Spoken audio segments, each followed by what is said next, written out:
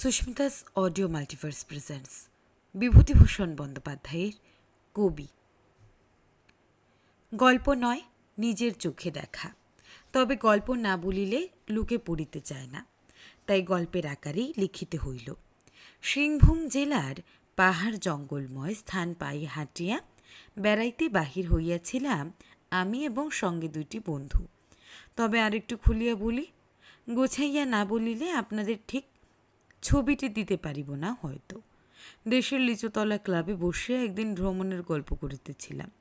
পাহাড় জঙ্গলের গল্প অনেক কিছু করিলাম। এখানে এ পাহাড় দেখিয়াছি, ওখানে ও পাহাড় দেখিয়াছি, মিলাইয়া বেশ গল্প ফাঁদিয়াছিলাম। অবশ্য সত্যই বলিবার ইচ্ছা ছিল। ভাদ্র মাসের শেষ, শরতের চিহ্ন নীল আকাশের শুভ্র মেঘমালায় পরিস্ফুট। বাতাস রৌদ্রতপ্ত। দিন ছোট হইয়া আসিয়াছে। মাঝে মাঝে অতর্কিতে এক পশলা বৃষ্টি কোনো উড়ন্ত মেঘখণ্ড হইতে ঝরিয়া পড়ে।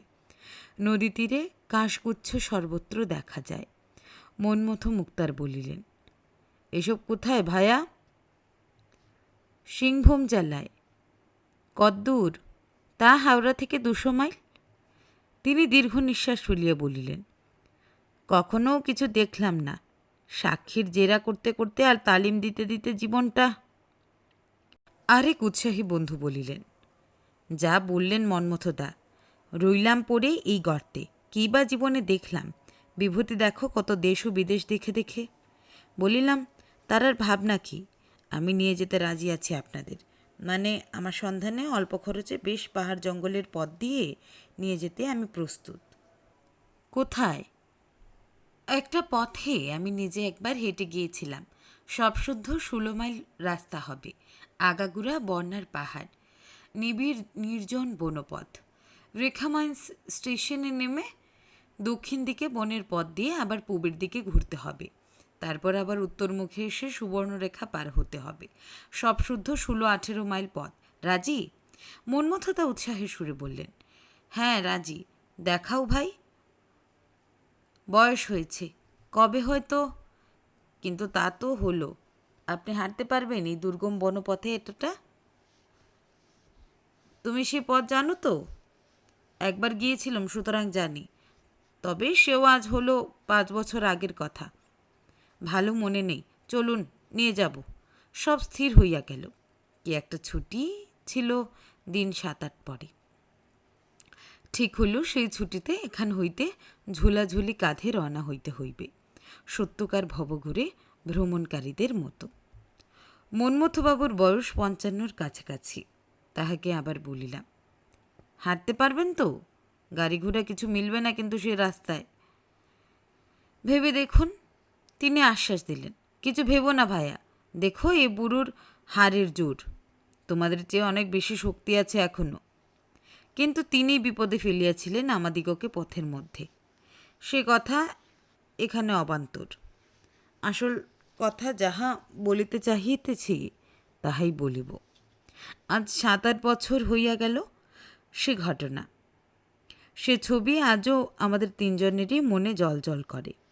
সময়ের ব্যবধান তাহা ম্লান করিয়া দিতে পারে না। সেই গ্রাম্য কবি রঘুনাথ দাসের কথা আর একটু গুড়া হইতেই বলি। রাত 4টার সময় ট্রেন হইতে নামিলাম মোহনিয়া স্টেশনে। ট্রেনে একটু উপর চালক ছোকরাকে জিজ্ঞেস করা গেল, এই ট্রেন রেখামাইন্সে ধরিবে কি না? নির্বোধেরা সবসময় সব বিষয়ে খুব নিশ্চিত থাকে। সে বলিল, ধরিবে নিশ্চয়ই, কোনো সংশয়ের অবকাশ নাকি সে সম্বন্ধে নাই। আমার কেমন সন্দেহ হইল তাহার কথাবার্তার ধরনে। আমি অন্য বন্ধুটিকে গার্ডের কাছে পাঠাইয়া দিলাম এই কথা জানিবার জন্য।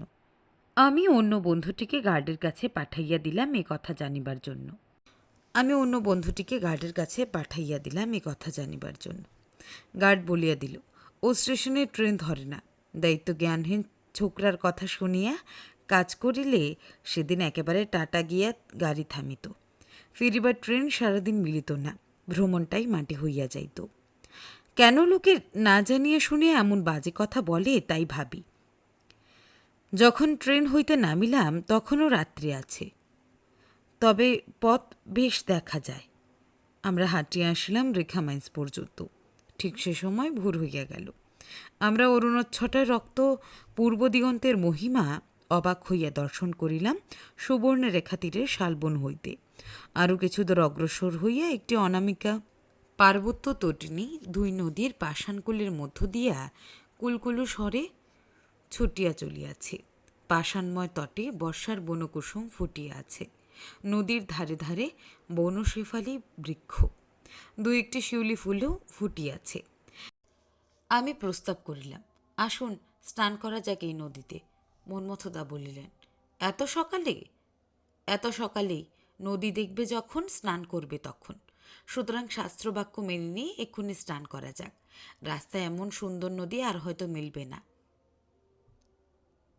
অতপর নদীর সেই জলজ লিলি সুবাসিত পাষাণ তট পরিত্যাগ করিয়া বনমধ্যে ঢুকিয়া পড়িলাম। এক স্থানে শৈলসানুতে একটি বড় পিয়াল গাছ, তার তলদেশে বিশাল শিলাখণ্ড একখানা, ঠিক যেন বাঁধানো বেদির মতো। কয়েক দণ্ড সেখানে বিশ্রাম করিলাম ও সঙ্গে আনিত পাউরুটি, মাখন ও সন্দেশের সদ্ব্যবহারও যে না করা গেল এমন নয়। তারপর আবার রওনা। পথিমধ্যে এক অতি বৃদ্ধ সাহেবের সঙ্গে জঙ্গলের মধ্যে দেখা। সাহেব কুলি খাটাইয়া কী কাজ করিতেছে বনের মধ্যে একটি তাঁবুতে দু একখানা চেয়ার টেবিল। সাহেবের নিজের মুখে শুনিলাম তাহার বয়স 90 বৎসর। এই বয়সে সে অর্থ উপার্জন করিয়া সে অর্থ ভোগ করিবে কবে? বাঙালির মনে এই প্রশ্ন উদয় হওয়া স্বাভাবিক, কিন্তু এ জাতির ধর্ম অন্যরূপ। অজরাম্বোত প্রাজ্ঞ বিদ্যামর্থ্যঞ্চ চিন্তয়েৎ। চাণক্য শ্লোকের এই বাক্য উহারাই সার্থক করিয়াছে। আর কিছু দূর গিয়া একটি বনমধ্যস্থ সাঁওতালি গ্রাম, নাম কুলামারো। সেখানে পথের ধারে একটি ছোট্ট কুটির, তাহার পাশে শালের খুঁটিতে ঝুলানো একটি কেরোসিনের টিনের ভগ্নাংশ। তাহাতে অতি জরুরি বিজ্ঞপ্তি লিখিত আছে, এই মাস হইতে দোকান খোলা হইয়াছে। মন্মথদা বলিলেন, এ ব্যাপারটা কি হে? আমি বলিলাম, এ মনে হচ্ছে এটা দোকান। খোঁজ করা যাক, কি বলো? চা করে যদি দিতে পারে সন্ধান করুন। ডাকাডাকি করার পরে একটি বন্য তরুণী বাহির হইয়া আসিল। তাহাকে প্রশ্ন করা হইল, এটা দোকান? হই। চা করে দিতে পারো? পারবক না কেনে? দাও তবে। চা আছে, চিনি নেই। আমাদের আছে, দেব? ক্রমে আলাপ হইয়া গেল। তরুণীর নাম পরিবানু। এই তরুণীর নাম এই বনের মধ্যে কোথা হইতে আসিল কি জানি। তরুণীটির শান্ত মুখশ্রী। সে জল ফুটাইয়া দিব্যি চা করিয়া আনিল, তবে পেয়ালা ইত্যাদি নাই। বড় কাঁসার জামবাটিতে এক বাটি চা এবং কয়েকটি গিলাস। চা পান সারিয়া আবার বাহির হইয়া গেল। এবার দুর্গম বনপথ, মাঝে মাঝে পাহাড়ি ঝর্ণা ক্ষুদ্র নদীর আকারে পথের পাশে বহিয়া চলিয়াছে। পাষাণতট বনকুসুমকে আলো করিয়া আছে। মন্মথদা বলিলেন, বেশ জায়গা হে, এমন পাহাড় বন দেখিনি কখনো। অপর বন্ধুটি বললেন, সত্যি এমন জায়গা যে আছে যশোর জেলার পাড়াগাঁয়ে, পরে থেকে তা কী করে বুঝব? একটা জায়গা দেখালে বটে। আমি আনন্দিত হইলাম বটে, কিন্তু লক্ষ্য করিতেছিলাম মন্মথদা আর হাঁটিতে পারিতেছেন না। তাহার পদবিক্ষেপের মধ্যে একটা ক্লান্তির চিহ্ন ক্রমশই ফুটিয়া বাহির হইতেছিল। বলিলাম, ব্যাপার কি? আর কত মাইল বাকি? এখনো অনেক। তাই তো, বড় খিদে পেয়েছে। এখানে কিছু পাওয়া যায়? কি পাওয়া যাবে এখানে? সঙ্গে পাউরুটি আছে। চলুন, কয়টা ঝর্ণা দেখে বসে তাই খাওয়া যাক। আর ওই ঘন্টা দুই কাটিল। একটি চমৎকার বনাবৃত আতিথ্যকার মধ্যে ছায়াগহন সমতল ভূমিতে আমরা আসিয়া বসিলাম। তখন বেলা প্রায় 3টা বাজিয়াছে। সকাল হইতে অনবরত হাঁটিয়া সকলেই ক্লান্ত। হাত ঘড়িতে 3টা বাজিলেও পাহাড়ের দীর্ঘ গহন ছায়া সমস্ত অধিত্যকাটি এমনভাবে ঢাকিয়াছে যেন শাল কেদু পলাশ বনে প্রদোষকাল উপস্থিত বলিয়া মনে হইতেছে। দেখা গেল পাউরুটি যাহা আছে তাহা 3টি দস্তুর মতো বুভুক্ষু ব্যক্তির ঘূর্ণিবৃত্তির উপযুক্ত নয়। মন্মথদা বললেন, আর একটু চা হলে একরকম কাটাতে পারতাম। আমরা সকলেই কথায় সায় দিলাম। আমি বললাম, চলুন দাদা, এ পাহাড়টা টপকে ওপারে কোনো গ্রাম আছে কিনা দেখা যাক। সকলে আবার উঠি, আবার পাহাড় টপকাইয়া চলি। পাহাড়ে উঠিবার পথে দুই ধারে শিউলি ফুলের বন। প্রথম শরতে শিউলি ফুল ফুটিয়া সকলেই দেখিল সকালেই ঝরিয়া পড়িয়াছে শিলাপটে। বড় দুর্গম চড়াইয়ের রাস্তা। মন্মথদা হাঁপাইতেছেন। বন ক্রমশ ঘন হইতে ঘনতর হইতেছে। কেতগাছে পরগাছার ফুল ফুটিয়াছে হরেক রঙের। মন্মথদার হাত হইতে ঝুলিটা আমি লইলাম। তিনি বড় অবসন্ন হইয়া পড়িলেন। তাহাকে একরূপ টানিয়া পাহাড়ের সমতল শীর্ষে লইয়া গিয়া দাঁড় করাইলাম। একটু পরে আবার নামিতে শুরু করিলাম, কারণ বেলা হু হু করিয়া পুড়িতেছে। এই ভল্লুক সংকুল পর্বতারণ্যের অপরিচিত পথে রাত্রের অন্ধকার আমাদের উপর নামিয়া না আসে। মন্মথদা বলিলেন, আহা, একটু চা যদি পেতাম। মন্মথদা বারবার চায়ের কথা বলার দরুনে রঘুনাথ দাস কবির সাক্ষাৎকার ঘটিয়াছিল। পাহাড়ের ওপাশে একটি ক্ষুদ্র গ্রাম, কয়েক ঘর লোকের বসতি। একজন লোককে মহিষ চড়াইতে দেখিয়া জিজ্ঞেস করিলাম, ওহে, ওখানে চাটা পাওয়া যাবে কোথাও? সে লোকটি বলল, হুই। কোথায়? ওই হতা। তোদের মতন একজন লোক আছে রে, লেকে পড়ে কবি হচ্ছে, টুসু পরবের গান বানায়। চলে যা সুজা, ওই বড় মোয়া গাছের নিচে দেখবি ওর ঘর আছে। আমরা পরস্পর মুখ চাওয়াচাওয়ি করলাম। কবি এই জঙ্গলে ঘেরা বন্যদেশে, এই গ্রামে? মন্মথদা বলিলেন, চলো চলো হে, দেখা যাক। আশ্চর্য কথা তো, চাও নিশ্চয় পাওয়া যাবে। কবি মাত্রেই চা খায়। চলো, কীরকম কবি দেখা যাক। আমরা গিয়া কথিত মহুয়া গাছের তলায় পৌঁছিলাম। দেখি একজন লোক কোদাল ধরিয়া মাটি কোপাইতেছে। লোকটির রং ঘোর কালো বর্ণের, মাথায় বাবরি চুল, বয়স 40-এর মধ্যে, বেশ স্বাস্থ্যবান। আমরা গিয়া বলিলাম, কবি রঘুনাথ দাসের বাড়ি কোথায়? লোকটি বিস্ময়ের দৃষ্টিতে আমাদের দিকে চাহিয়া আগাইয়া আসিল। বলিল, আমারই নাম। আপনাদের দাসানুদাস বাবুদের কোথা থেকে আগমন হচ্ছে? কলকাতা থেকে। তবে পাটঘিটার জঙ্গলের দিক থেকে এলেন যে? হাঁটতে হাঁটতে আসছি বন দেখতে। আসুন বাবুরা, আসুন, আমার বড় ভাগ্যি। চলুন আমার ঘরে। বনের ভিতর দিয়া পথ। গ্রাম হইতে কিছু দূরে পাহাড়ের নিভৃত উপত্যকায় একটি নিচু খড়ের ঘর। ঘরের সামনেও চারিধারে শাল ও মহুয়ার সারি। পাহাড়ি ঢালুতে বনকুসুম ফুটিয়া আছে, প্রধানত বন্য পিটুনিয়া ও বন্য শেফালি। উপরের দিকে দেবকাঞ্চন।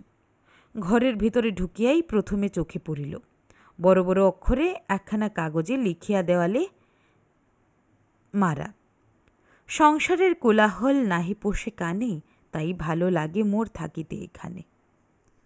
ঘরের একপাশে একখানা দড়ির খাটিয়া, তাহাতে একখানা মোটা সাঁওতালি চাদর পাতা।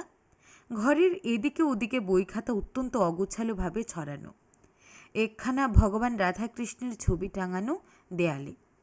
ঘরের কোণে এক ঝুড়িতে কয়েকটি শশা, বাহির গাছপালায় পার্বত্য পক্ষীকুলের কলকাকলি। ঘন ছায়া বনপাদপের পাশেই উত্তঙ্গ তামা পাহাড় শ্রেণী। পরন্ত বেলা রোদ শৈলচূড়ার বনানী শীর্ষে। অতি সুন্দর আশ্রমটি। কবির লিখিবার ও ভাবিবার উপযুক্ত স্থান বটে। যে এরূপ স্থান নির্বাচন করিবার ক্ষমতা রাখে সে কবি না হইয়াই যায় না। আমরা বলিলাম, আপনার বাড়ি নয় এটা? না বাবু, এটা আমার লিখবার জায়গা। সারাদিন এখানেই থাকি, বাড়িতে যাই খেতে। গ্রামের মধ্যে বড্ড গোলমাল, ও আমার সহ্য হয় না। আপনারা বসুন, আমি আসছি। কবি চলিয়া গেলে আমরা তাহার বইপত্তর ঘাটিয়া দেখিতে লাগিলাম। রামায়ণ মহাভারত একখানা সাঁওতালি ছড়ার বই, পদ্যে লেখা সিংভূমের রাজবংশের ইতিহাস, বটতলার ছাপা একজন কোনো সাধুর জীবনচরিত ইত্যাদি। মন্মথদা বলিলেন, এ যে দেখছি ধুকরির ভেতর খাসা চাল। আমিও আমার বন্ধু দুজনেই সে কথায় সায় দিলাম। মন্মথদা বলিলেন, চা হবে কি বলো? আমি বললাম, মনে তো হয় দাদা, কবি যখন দেখা যাক। বড় সুন্দর জায়গা এটা, ও যদি বিক্রি করে কিনতে রাজি আছি। কিনবেন তো? আসবেন কোথা দিয়ে? এই বনের মধ্য দিয়ে 10-12 মাইল হেঁটে? তাই তো ভাবছি। ইতিমধ্যে কবি গ্রাম হইতে ফিরিল। তাহার হাতে একটি ধামায় 1 ধামা মুড়ি, অন্য হাতে 8-10টা ভুট্টা পুড়া।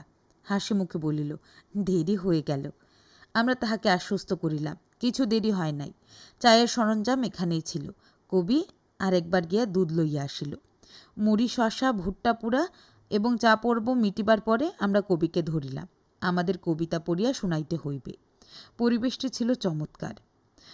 তামা পাহাড়ের দীর্ঘশ্রেণী আমাদের বামে, শালতরুর সারি ছিল দুপাশে, দেবকাঞ্চন ফুটিয়াছিল পর্বত অনুসারে বনে। তাহার মধ্যে বাবরে চুলওয়ালা কালো বর্ণের সাঁওতালি চেহারার কবি রঘুনাথ দাস আপনার মনে স্বরচিত কবিতার পর কবিতা আবৃত্তি করিয়া চলিয়াছে। ভ্রমণে আসে এতটা ঘটিবে আমাদের ভাগ্যে তাহা ভাবি নাই। অনেক কবিতা, দিব্যি ছন্দের টান, ভাষা সরল সহজ, গ্রাম্য, কবির উপযুক্ত। সবচেয়ে আমার ভালো লাগিল কবির নিসর্গ প্রীতি। প্রকৃতিকে দেখিবার সুন্দর চোখ আছে কবির। অনেকগুলি কবিতা প্রকৃতির বর্ণনা, ঋতুর বর্ণনা, সকাল সন্ধ্যায় পার্বত্য ভূমির নানা রূপের বর্ণনা। আমার এ সকল কবিতা মনে নেই। মনে থাকিলে এখানে নমুনা দিতে পারলে ভালো হইত। কেবল একটা লাইন আমার মনে আছে, একটা কবিতার। মত্ত ধরা রেরিং পোকার কানে। আমরা বলিলাম, রেরিং পোকা কি? ওই যে ডাকে রাত্রিরে বন জঙ্গলে, ঝিঝি পোকা? ওই আমরা বলি রেরিং পোকা। মনমথদা বলিলেন, বই ছাপাননি? এখানে মাঘ মাসে টুসু পর্ব হয়। টুসুর গান আর ছড়া ছাপিয়ে বিক্রি করি, খুব বিক্রি হয়। বছরে ওই টুসু পরবের সময় 30 টাকা আন্দাজ বই বিক্রি হয়। এই হয় আয়। ওতে চলে সারা বছর? আমার ওতেই হয়ে যায়। খরচ তো বেশি কিছু নয়। ধানের জমি আছে ওই পাহাড়ের কোলে। মকাই হয় এই ভাদ্র মাসে। কুর্মি হয় 10 মণ। কুর্মি কী জিনিস? কলাই জাতীয় ফসল, এদেশে সেদ্ধ করে খায়। গাছে ধুদল, চিচিঙ্গে, ঢেঁড়স ফলে, ওতেই খুব হয়। আপনার ছেলেপিলে কি? 3টে ছেলে, মেয়ে নেই। বুড়ো বাবা মা বাড়িতে, স্ত্রী আছেন। এদের বেশ চলে যায়। যেমন এদেশে চলবার নিয়ম, দুবেলা বাঙালি বাবুদের মতো ভাত খেতে হবে তা নয়। ভুট্টো পুরো খেয়েই 2 দিন কেটে গেল। জংলি আলু একরকম আছে। কার্তিক মাসে পাহাড়ের জঙ্গল থেকে গ্রাম শুদ্ধ মেয়েরা তুলতে যায়। শাকারকান্দ আলুর মতো মিষ্টি। এক একজন 1 মণ 1.5 মণ আলু তুলে আনবে জঙ্গল থেকে। তাই খেয়েই 15 দিন কেটে গেল। এমনই। ভালো কথা, রাতে আপনারা এখানেই থাকুন, কাল সকালে উঠে যাবেন। খাওয়ার ব্যবস্থা করি। আমাদের ভালোই লাগিল এই বন্য গ্রামের কবির সাহচর্য। এ ধরনের কবি আমরা দেখি নাই কখনো। মনও খাঁটি কবির মতোই। আমরা বলি, গায়ের বাইরে এই জঙ্গলের মধ্যে থাকেন, এতে কষ্ট হয় না? কবির কণ্ঠস্বরে বিস্ময়ের ভাব ফুটিয়া উঠিল। উত্তর দিল, কষ্ট কেন হবে বাবু? এমন বনের মধ্যে পাহাড়ের নিচে শালফুল যখন ফুটে এসে গন্ধে পাগল করে দেবে। সে সময় আসবেন বাবু, দেখুন না কত ফুল ফুটে আছে এ সময়। সকালে কত শিউলি ফুল পড়ে থাকবে পাহাড়ের বনে। আর দিন কতক পরে আশ্বিন মাসের প্রথমে এখানে জ্যোৎস্না রাত্রে ঘরে বসে পড়ি বা লিখি। শিউলি ফুলের সুবাস কি, এক দিন আর বাড়ি যেতে ইচ্ছে হয় না। সারা রাতই এখানে শুয়ে থাকি। মন্মথদা রহস্য করিয়া বলিলেন, আর আপনার স্ত্রী? রঘুনাথ বলিল, সে লেখাপড়া জানে না, এদেশের মেয়ে। দেখেছেন তো ওদের? আপনি দেখে বুঝতে পারবেন না বয়স কত। ফুল বড় ভালোবাসে। ওই জঙ্গল থেকে এই সন্ধেবেলা দেবকাঞ্চন ফুল নিয়ে আসতে হলো। খোপায় গুজবে। আমার বন্ধুটি বলিলেন, না মশাই, আপনি একজন সত্যিকারের কবি। আচ্ছা, উনি যদি আসেন এখানে খাবেন কি? ও ভাত রেঁধে নিয়ে আসে শালপাতায় জড়িয়ে, নয়তো ভুট্টা পুরা, কোনো দিন মুড়ি আর আলু সিদ্ধ। আমার তৈরি গান ওকে গাইতে বলি। এই মাঘ মাসে টুসু পর্ব আসছে, আর দিন কতক পরে গান বাজতে আরম্ভ করব। রাত্রে এখানে একদিন থেকে দেখবেন কত ফুলের গন্ধ। সত্যি এই সরল বন্য কবির জীবন আমাদের কাছে লোভনীয় মনে হইল। আর এই পাহাড়ের কুলের ছোট্ট খড়ের ঘরখানা প্রাচীন দিনের ভারতবর্ষে এমনই শৈলারণ্যে, এমনই আশ্রমে কত কবি ভাস অবিমারক রচনা করিয়া গিয়াছেন, কত কালিদাস মেঘদূত লিখিয়াছিলেন, বর্ণনা করিয়াছিলেন। তরুণী স্ত্রী খোপায় শালমঞ্জরি গুজিয়া ময়ূরকে আহার্য প্রদান করিতেন আশ্রমের অঙ্গনে। দিকে দিকে মুক্ত প্রকৃতির আহ্বান। আমাদের রঘুনাথ দাস তাহাদেরই সেই ধারা সেই অরণ্য প্রান্তে অক্ষুণ্ণ রাখিয়াছে, তাহাদেরই প্রতীকও। সন্ধ্যার কিছু আগে আমরা কবির নিকট বিদায় লইলাম। মন্মথদার থাকিবার উপায় নেই, কোর্ট খুলিবে। রঘুনাথ দাস আমাদিগকে সুবর্ণরেখার খেয়াঘাট পর্যন্ত আগাইয়া দিয়া গেল। খেয়া পার হইয়া আরও 3 মাইল হাঁটিয়া স্টেশনে আসিয়া রাত্রি 12টার সময় ডাউন রাঁচি এক্সপ্রেস ধরিলাম।